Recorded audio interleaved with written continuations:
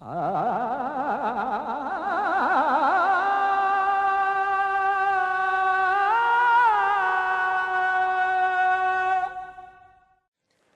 विष्णुपदाय कृष्ण पृष्ठाय भूतले श्रीमते भक्ति वेदांत स्वामी निति नामिने नमस्ते सारस्वती देवे गौरवाणी प्रचारिणे निर्विशेष शून्यवादी पाश्चात्य देश तारिणे.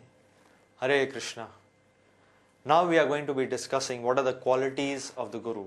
Who is a genuine Guru? It is said in the scriptures repeatedly that what is the primary qualification of a Shadguru? The primary qualification is that he should be a devotee of Lord Vishnu, should be a devotee of Lord Krishna, and he should never claim himself to be God. Yes, it is there in the scripture that the Guru should be worshipped as good as God, but never is it said that the Guru is God. And anyone who claims so is simply cheating. It's very unfortunate that in this Kali Yuga, many people claim nowadays that they are God or they are incarnations of God. But this is far from the truth. If there has to be any incarnation of God, it is clearly mentioned in the scriptures. What are the qualifications of an incarnation? So yes, the Guru has to be a devotee. This is the primary qualification.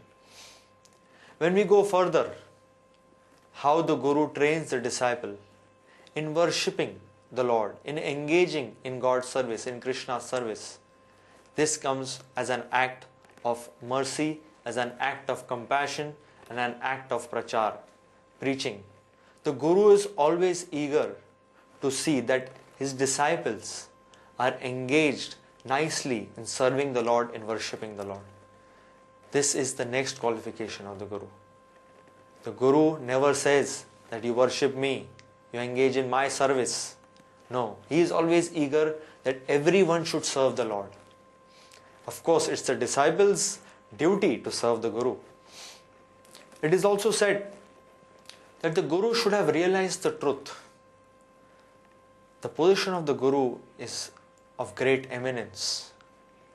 It cannot be taken cheaply. That's why one who poses himself as Guru should have seen the truth and realized the truth.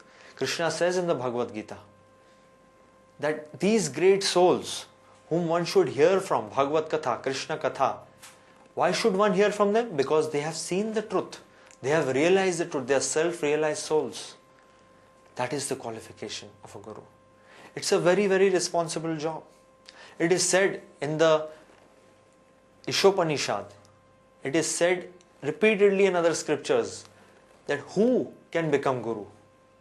Vacho vegam manasa krodha vegam, jiva vegam udrapasto vegam, etan vegam yo vishaheta dhira sarvam apimam prithvim sasishyat. Who can be Guru? One who can control his speech, one who can control the mind, one who can control the urges of the belly, the tongue and the genitals, one who can control the urge of anger. Such a person can actually make disciples all over the world. So being a Guru is not a joke. It is not a cheap thing. It's a great responsibility. And even when one is looking out for Guru, the primary qualification should always be kept in the mind that yes, Guru has to be a devotee of the Lord and never claim himself to be God, and should also have these other wonderful qualities. Hare Krishna.